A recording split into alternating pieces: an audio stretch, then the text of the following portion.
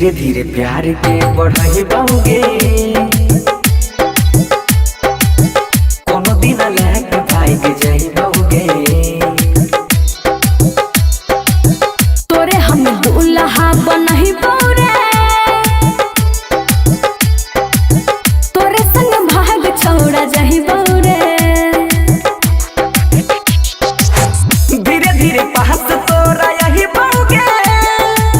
ये दिन लाग भाई के जाई बाऊगे दोसर के भेलिया न होई बौरे तोरे संग भाग छौड़ा जाही बौरे सच में डीजे विकास मटियार कला सीतामढ़ी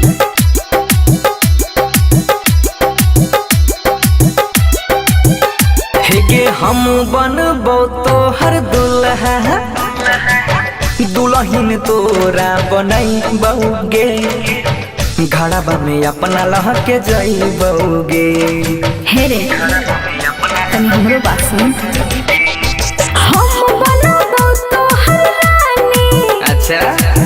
राजा तोरा बनैबौ रे हाँ घरवा में तोरे हम जइबौ रे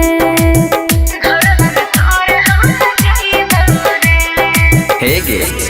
एक बात कहियो हाँ हाँ ममिया हम ही तोर सजही बाऊगे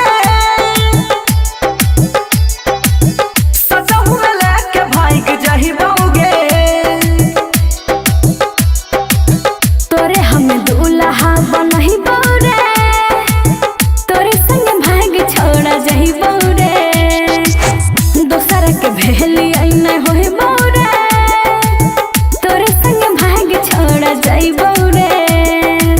तो चल न गे डीजे विकास मटियार कला सीतामढ़ी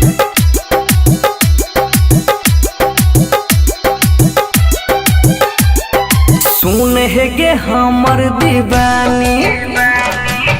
तोहरे खातिर जीवो मरबौगे प्यार के कहानी नहीं करबौगे सुन हे रे भोला जनुआ बोल ना हमरा से दूर न जाई है रे हाँ कहियो ने दिल के दुखई है रे